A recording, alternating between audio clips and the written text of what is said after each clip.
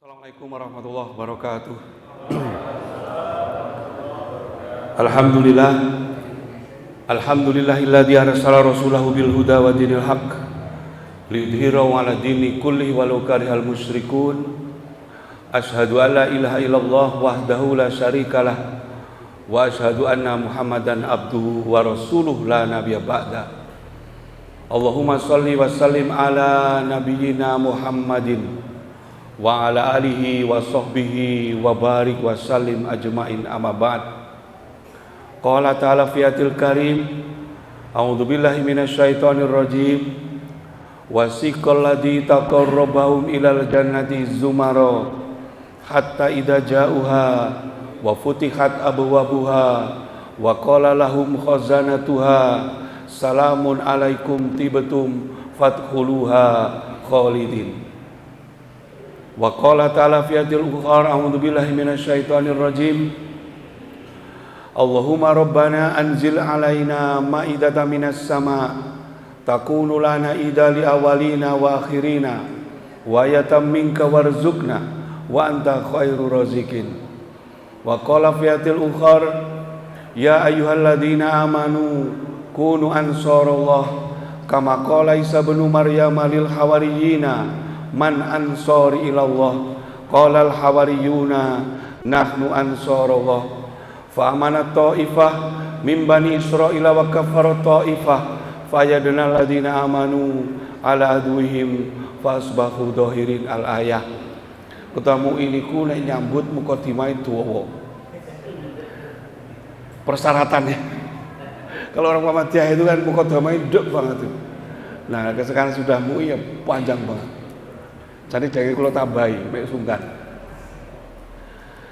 Bapak Ibu sekalian, mohon maaf saya agak terlambat. Saya sebetulnya tadi asar sudah saya kosor, 2:30 saya berangkat. Tapi ternyata batu ke sini panjang banget. Sampai di Beti saya muter lagi, balik lagi. Sampai di sini bablas sampai di masjid bawah, balik lagi wes. Untung ketemu Pak Rohim tadi. Loh, kok Pak Rohim kok munggah gitu. Akhirnya saya balik puter inisiatif sendiri. Masya Allah, kita bisa bersyukur bertemu di tempat yang penuh barokah ini. Pada suatu hari salah satu penghulu ulama tabi'in yang biasa disebut dengan Syekh Hasan Basri, nek tiang Jawi biasanya nyebat Kiai Kasan Besari. Dia ditadangi oleh 3 orang santri. Santri yang pertama dia berkata, "Wahai Syekh, saya ini sudah menikah selama 20 tahun. Tasik mboten gadah anak. Yuga kula pun 30 tahun mboten angsal jodoh." Jawab Syekh, "Istighfar sing akeh." Santri yang kedua bertanya lagi, "Ya Syekh, kula niki nyambut gawe bangkrut terus. Nandur jeruk ra gelem uwoh. Nandur apel ora uwoh. Jawaban saya sama, istighfar yang banyak. Santri yang ketiga bertanya lagi, Syekh, tenggen kula niki pun 2 tahun mboten nate udan. Binatang-binatang tidak ada yang bunting. Sungai-sungai mengering. Pohon-pohon tidak ada yang berbuah. Jawaban saya sama, istighfar yang banyak. Santri yang keempat mendekat, Syekh, itu tadi ada 3 orang santri bertanya dengan berbagai macam keadaan yang berbeda. Dengan jawab pun sami, istighfar sing akeh. Apa jawaban Syekh Hasan Basri? Apa kamu lupa? Aku pernah ajarkan kepada kamu Quran surat Nuh ayat 10, 11, 12. Yursilis sama'u alaikum midrara. Yang pertama, fakultu astaghfiru rabbakum innahu kana ghaffara. Yursilis sama'u alaikum midrara wa yumditkum bi amwali wal banin yaj'alakum jannatin wa yaj'alakum anhara. Maka beristighfarlah kalian kepada Allah. Jaluk sepuro nang Gusti Allah. Innahu kana ghaffara. Maka sungguh Gusti Allah itu kamu dapati dalam keadaan suka memberi maaf. Senang memberi maaf. Niki dinalal bihalal, senang memberi maaf. Yursilis sama alaikum midrara, maka niscaya Allah akan menurunkan hujan yang lebat, hujan yang membawa rahmat. Tadi enten ketiga dawa rano udan, istighfar sing akeh. Bukan hujan yang membawa bencana, bukan hujan yang membawa laknat, tapi hujan yang membawa rahmat. Yang pertama, kalau kita sering baca istighfar, wa yumditkum bi amwali, kemudian Allah akan memperbanyak hartamu. Donyamu diakehno kali Gusti Allah, hartanya dilipat gandakan. Kalau kita sering baca istighfar, wal banin, begitu juga dengan anak-anak. Anak-anak kita kan diperbanyak. Kados Anas bin Malik itu dia punya istri 4, anaknya 137. Ngoten. Teng Muhammadiyah enten niku. Bojo 4, anaknya 137. Hartanya kata Rasulullah, kalau dibagi ke seluruh penduduk Mekah luwe. Bojo akeh, anak akeh, bondo akeh. Wah niku. Wal bani wa yaj'alakum anharo. Kemudian Allah akan mengalirkan sungai-sungai. Kali-kali kalau sing asat dialirkan sungai-sungai. Wa yaj'alakum jannatin. Kemudian Allah akan memberikan kepada kamu kebun-kebun yang berbuah. Niku Pak istighfar. Istighfar sing kathah. Rasulullah pernah mengatakan bahwa saya selama 1 hari beristighfar tidak kurang dari 100 kali. Riwayat yang lain menyebut 70 kali. Niku jenengan sedinten istighfar ping pinten? Alah pendak Muhammadiyah biasa arang dzikir. Banyak istighfar. Fakultu astaghfiru rabbakum innahu kana ghaffara. Itu istighfar. Bapak Ibu sekalian yang saya hormati, saya ingin kembali ke jauh. Pada tahun 1912 ketika Kiai Dahlan pertama kali mendirikan Muhammadiyah, Ada satu hal yang menarik. Kiai Dahlan itu adalah seorang kiai, lulusan pesantren. Biasanya kiai-kiai pada saat itu amal soleh apa yang biasanya dibanggakan oleh para kiai? Hampir semua kiai pada saat itu dan hari ini kiai mesti adat pesantren, adat masjid. Tapi Kiai Dahlan boten. Kiai Dahlan tidak mendirikan pesantren, Kiai Dahlan tidak mendirikan masjid, Kiai Dahlan malah mendirikan sekolah. Kiai Dahlan mendirikan klinik, Kiai Dahlan mendirikan rumah sakit, Kiai Dahlan mendirikan panti asuhan. Beda. Karena itu Gus Dur pernah menyebut kemenangan Muhammadiyah atas NU adalah kemenangan dialektik. Apa itu kemenangan dialektik? Kemenangan dialektik kata Gus Dur adalah yang awalnya dibantah, yang awalnya ditasabuhkan, yang awalnya dikafirkan, kemudian ditiru rame-rame. Dulu orang mendirikan sekolah dianggap kafir karena itu perilaku Belanda. Pakai celana dianggap tasabuh, dianggap sesat, menerjemah Al-Quran dikhawatirkan merubah makna. Maka semua orang tidak berani menerjemah Al-Quran. Kenapa? Karena semua pada saat itu dianggap tasabuh. Tapi Kiai Dahlan melakukan. Hari ini Bapak Ibu bisa lihat, semua yang dulu ditasabuhkan oleh bolo-bolo NU, yang semua dulu dikafirkan, saiki ditiru rame-rame. Jenengan menawi teng desa paling jenengan kali saumuran kali situ nggih Pak. Jenengan Pak Taufik ngoten. Jenengan tasih imut. Teng masjid NU biyen nek jenengan wudu mulih mesti gudikan. Ben iku wudu lagi kulah. Ya, kulah kotak nggih, Pak. Kulah kotak. Nek niku ana wong panuwun mulih mesti panuwun.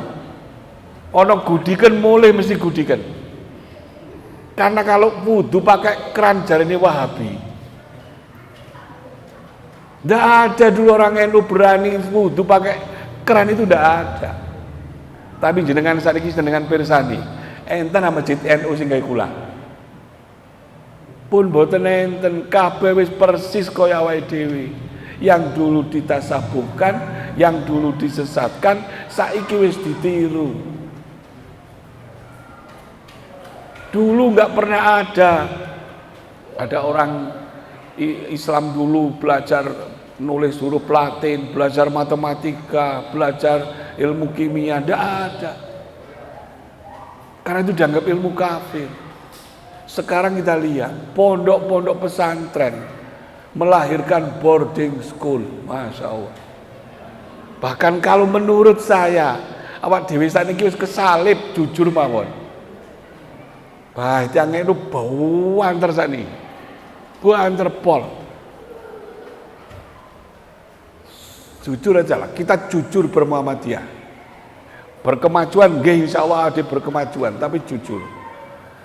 Jenenge teng kabupaten niku. Teng Lawang niku enten Anur. Masya Allah. Al Amin. Masya Allah. Gedene kaya unmu kabeh. Pondok-pondok, Pak. Saya pernah diundang di Trawas sebelum pandemi. Itu di sana ada 3 pesantren bagus-bagus. Yang pertama Riyadul Jannah milik Kiai Mahfud. Kemudian yang kedua Amanatul Ummah. Saya diundang ke sana, Mas. Judulnya yang ketiga di pesantren Ad-Dalwa Bangil. Ad-Dalwa Bangil. Temanya ngaji ini apa? Arus literasi keuangan global. Pesantren temane arus literasi keuangan global. Lah kula ora ngerti iki tema opo ya. Saya belajar lagi. Ternyata mereka 3-4 pondok pesantren itu mau bikin holding usaha. Jenengan menawi Semerap Sidogiri, Basmalah, Mart Bayo, pun sa Indonesia ngalahno Surya Mart muna. Santri-santri lho niku. Sarungan kabeh gawanane Apple. Santri-santri NU sakniki niku. Nah, kemudian 2 minggu kemudian saya juga diundang, mohon maaf, diundang AMM. Di NU aku diundang dengan tema arus literasi keuangan global. Di Muhammadiyah aku diundang tentang isbal. Iya aku ngono. Iki sing modern sing endi? Sing jomot sing endi ya ngono. Coba. Ngono Mas Hasan. Serius iki aku. Saya terus mikir jangan-jangan kita ini balik ke belakang. Jangan-jangan Pameo yang mengatakan bahwa Muhammadiyah sekarang itu seperti NU di awal berdiri. Jadi Muhammadiyah itu sekarang itu seperti NU di awal berdiri. Lah NU sekarang itu seperti Muhammadiyah di awal berdiri. Kita ini mohon maaf lebih dominan purifikasinya dibanding tajdidnya. Padahal purifikasi dan tajdid itu mestinya harus beriringan. Tapi kenyataannya sekarang ini kita lebih dominan purifikasi. Bahas tahayul, bid'ah, khurafat, gak entek-entek. Padahal di tarjih wis jelas. Tinggal lihat tarjih, mari. Tapi sekarang itu kita suka ngundang ustadz-ustadz yang bahas yang sudah dibahas oleh ulama-ulama kita 100 tahun yang lalu. Wis mari saiki dibahas meneh. Sekarang kita begitu. Bahas tentang jenggot, Masya Allah jenggot dibahas. Untung kalau jenggotan. Pak Nurul betul jenggotan. Jenggot itu sunah. Sunah, sampean betul sunah berarti, gue jenggotan. Sudah putih. Karena putih enggak putih tuwek. Nah, itu yang sekarang. Bahas kita. Saya kemarin teringat Prof. Abdul Mukti, Sekum PP Muhammadiyah kita itu. Mohon maaf, dia mengatakan realitas tapi menyengat, tapi menurut saya sangat benar. Bahwa sekarang itu warga Muhammadiyah dakwahnya pakai peta buta tanpa perhitungan. Mohon maaf, betul, saya mohon maaf. Kalau jujur menurut saya sekarang, setelah APBN pendidikan ini 20%, menurut saya mendirikan sekolah, mendirikan TK, SD, SMP sudah sangat berat bagi Muhammadiyah. Kenapa? Karena saingan kita bukan lagi sesama ormas, tapi saingan kita adalah negara. Dulu di Batu, kita punya 2 SMP Muhammadiyah. Yang satu di Sidomulyo, kelas paralelnya 7. Kelas 1 7 kelas, 8 kelas. Kelas 2 9 kelas. Kelas 3 juga sama, 6 kelas. Di Batu juga sama. SMP Ma'arif juga sama. SMP Immanuel juga sama, malah 30 kelas. Berlimpah ruah. Kenapa? Karena sak kecamatan Batu SMP negeri ini mek siji. Ya Mas Karno, mek siji. Wah, akhirnya ribuan yang lain daftar ke sekolah-sekolah swasta. Sampai sekolah PGRI masuk sore. Paralelnya juga banyak. Hari ini di Batu setiap kecamatan SMP negeri ini kabeh telu. Wis sak kota ono 9 SMP negeri. Wis akhirnya udah sampai Muhammadiyah ya kari mek itu. Selesai sudah. Itu kan kenapa Kiai Dahlan dulu mendirikan sekolah, mendirikan rumah sakit, mendirikan klinik, mendirikan panti asuhan dulu adalah tajdid di 100 tahun abad yang pertama. Maka sekarang di 100 tahun abad kedua Muhammadiyah harus berubah. Harus berubah. Saya kemarin diajak rombongan UMM Mas Hasnan ke Sumbawa. Sumbawa, Masya Allah, di sana itu adalah salah satu napak tilasnya Pak Malik Fajar.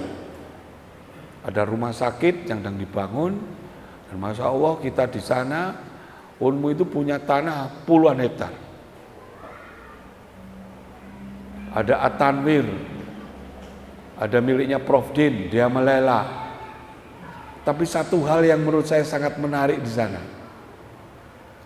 Kalau kita lihat sekolah-sekolah Muhammadiyah, mohon maaf, saya juga agak miris.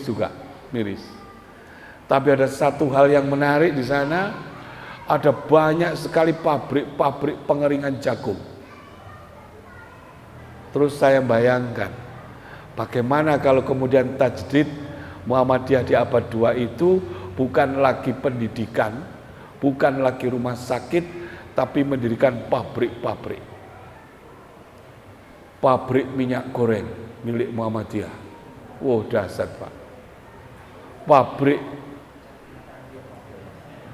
beras, bulog, pabrik gula. Segitu kan sembako itu kan sudah diswastakan.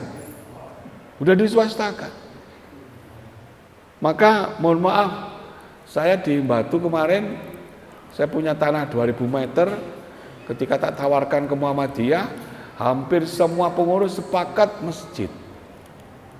Padahal di tengah sawah. Masjid, kalau nggak masjid TK, enggak. Kalau masjid saya enggak. Kalau TK saya juga enggak. Akhirnya atas inisiatif saya sendiri, saya bangun padang maksar. Oh dahsyat. Kemarin Mas Mujono sudah tak pameri ke sana. Prof. Din kemarin berkunjung.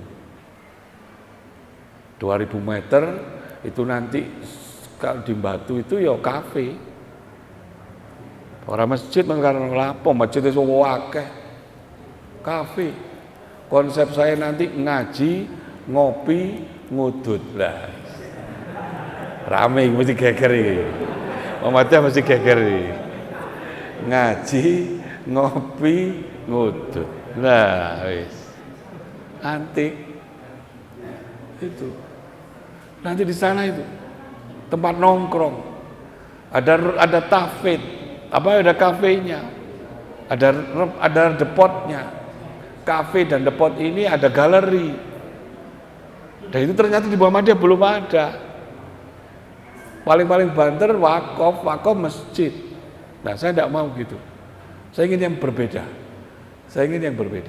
Nah itu Bapak Ibu sekalian. Jadi sebetulnya di dunia ini saya tidak melihat ada organisasi besar seperti Muhammadiyah. Karel Witterington pernah menyebut Muhammadiyah itu adalah organisasi yang diberkati. Kita ini jangan tanya, luar biasa. Gak ada organisasi di dunia seperti Muhammadiyah. Solid, orang yang suka beramal, suka memberi. Tapi sekarang Pak Nurul saya nggak setuju kalau ada kader datang lapor dengan ngersulo masjid kita direbut. Enggak mau saya sekarang. Sekarang saya pengen kader datang, Pak Nurbani, apa? Saya baru merebut masjid. Harus gitu. Tidak menyerah, masjid kita direbut. Enggak boleh.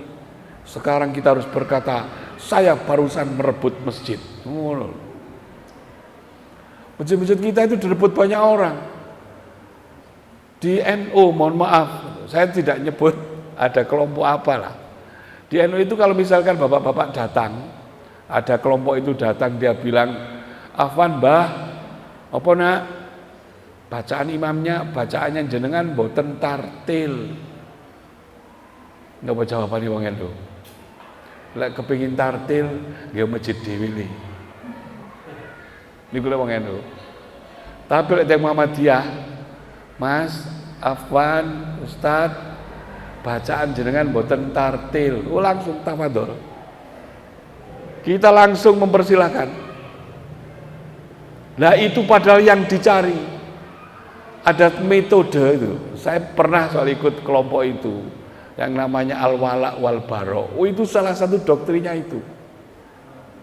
Doktrinnya salah satu mereka tidak mau berguru kepada guru selain gurunya. Mereka memilah ulama jadi 3. Yang pertama ulama ahlul bid'ah NU. Yang kedua ulama ahlus subhat Muhammadiyah. Kita dianggap ahlus subhat karena masih mencampur adukan antara yang sunnah dan yang bid'ah. Wis koyo ngene iki lho dianggap ahlus subhat. Kurang ajar lah. Baru kemudian ahlus sunnah. Ahlus sunnah mereka sendiri. Nah, mereka sendiri juga saling mentahzir antara ulama satu dengan ulama lain, gegeran. Tahzir-tahziran. Nah, insya Allah kita enggak. Maka menurut saya hari ini kita harus kembali mengukuhkan soliditas. Yang terakhir bagus sekalian, ini mumpung di seluruh cabang ranting saya sampaikan. Di Muhammadiyah itu ada kekosongan ideologi. Ini yang bikin kita banyak jadi persoalan. Ideologi itu satu kata. Ideologi Indonesia satu kata, Pancasila. Ideologi orang Eropa satu kata, kapitalis. Ideologi komunis satu kata, Marxis. Ideologi FPI satu kata, tarbiyah. Ideologi HTI satu kata, khilafah. Ideologi NU satu kata, aswaja. Ideologi Muhammadiyah satu kata, nopo. Nopo. Udah. Ini yang kemudian banyak sekali karena Muhammadiyah dianggap rumah besar tanpa ideologi. Prof. Safik nulis bagus. Ono Muhammadiyah rasa FPI, Muhammadiyah rasa Salafi, Muhammadiyah rasa HTI, tergantung. Karena kita nggak punya ideologi. Maka dengan berani saya memberanikan diri, pompong kosong lah, kosong saya katakan ideologi Muhammadiyah adalah dahlaniyah. Lah, ayo monggo dibantah. Ideologi Muhammadiyah dahlaniyah. Lah sapa maneh? Ideologi Salafi Wahabi. Gitu. Ideologi NU aswaja. Ideologi Muhammadiyah napa Mas Asran? MKCH. Muga dimanggeran dasar. Wis ora petuk blas. Dahlaniyah wis nekat saya. Maka kemudian Prof. Haidar nulis menanggapi tulisan saya, beliau berkata ideologi Muhammadiyah tidak jauh-jauh dari pendirinya. Lah pendiri ini siapa? Ya wis dikai dalan mari wis. Menurut saya belajar Muhammadiyah itu belajar dulu pikiran-pikiran Kiai Dahlan, baru ke yang lain. Loh Kiai Dahlan orang ngerti kok. Terus belajar ke ulama-ulama yang lain. Pahami dulu Kiai Dahlan. Bagaimana pikir-pikirannya, bagaimana gerakannya. Tidak taklid kita, tapi dipelajari, tahu. Nah, sayangnya kita banyak yang tidak tahu. Banyak yang tidak tahu. Nah, itu yang kemudian Bapak Ibu sekalian, mari pada kesempatan ini insya Allah Muhammadiyah dilindungi Allah. Kita sudah 110 tahun. Insya Allah kita akan menjadi organisasi paling baik, paling besar, paling solid. Insya Allah dengan model keberagamaan yang lebih bagus, dengan ideologi yang lebih kuat, apapun lah, mau dahlaniyah, mau apapun terserah. Yang penting harus segera dirumuskan apa itu ideologi Muhammadiyah. Saya tidak memaksa harus bernama ABC, tapi kita rumuskan apa sebetulnya ideologi Muhammadiyah. Kan ini alat perjuangan. Ideologi adalah cita-cita, kata Profesor Malik Fajar. Orang yang tidak punya cita-cita sama dengan orang yang tidak punya kaki. Maka dalam kesempatan ini sekali lagi saya ucapkan selamat Idul Fitri lagi, halal bihalal. Saya bersuka cita lah, di Muhammadiyah masih ada halal bihalal. Sebab di tempat lain, di Muhammadiyah di tempat lain ada yang bilang halal bihalal itu bid'ah, ada yang bilang gitu. Tapi alhamdulillah karena saya kesana kemari gembar-gembor itu halal bihalal, bulan ini saya diundang halal bihalal di 12 tempat, termasuk habis ini saya ke Jombang halal bihalal, tadi pagi halal bihalal, Lumajang halal bihalal, Probolinggo halal bihalal. Dasar ini baliklah Muhammadiyah, balik ke kita lah, balik ke kita. Saya pernah katakan di Muhammadiyah itu ada 5 yang hilang, singkat-singkat aja. Yang pertama yang hilang adalah tradisi pesantren, hilang. Kita nggak punya tradisi pesantren, nggak punya guru Muhammadiyah. Setelah Kiai Abdullah Hasim wafat, kita punya guru siapa? Udah nggak ada. Kok apa dan kepodo. Yang kedua, tradisi filsafat hilang. Belajar filsafat di Muhammadiyah dicap liberal. Yang ketiga, tasawuf. Tradisi tasawuf di Muhammadiyah hilang.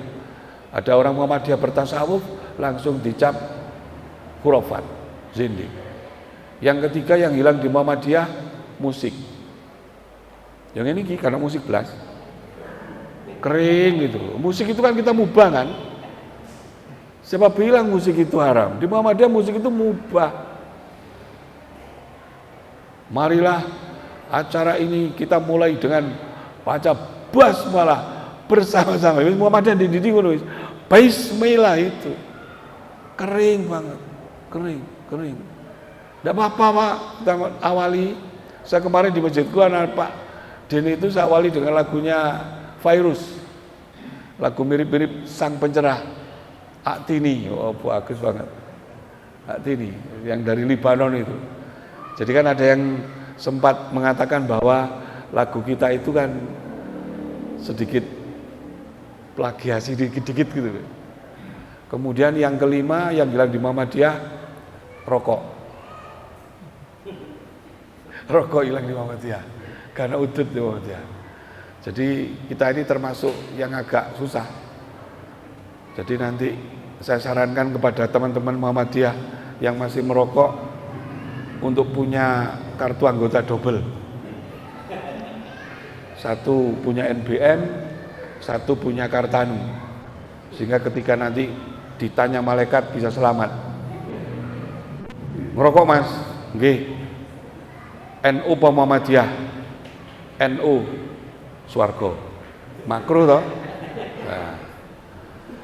Ngerokok Mas? Ngerokok. NU apa Muhammadiyah? Muhammadiyah. Ngerokok. Nah. Apa? Wis kadung ngono iki.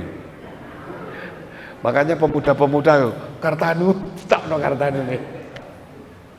Itu guyon. Kula mboten ngerokok. Tapi guyon, ini hanya tip aja, tip bagi yang suka merokok agar selamat sampai di surga. Terima kasih, itu yang bisa saya sampaikan, semoga bermanfaat. Kurang lebihnya saya mohon maaf. Billahi fisabilil haq, fastabiqul khairat. Assalamualaikum warahmatullahi wabarakatuh.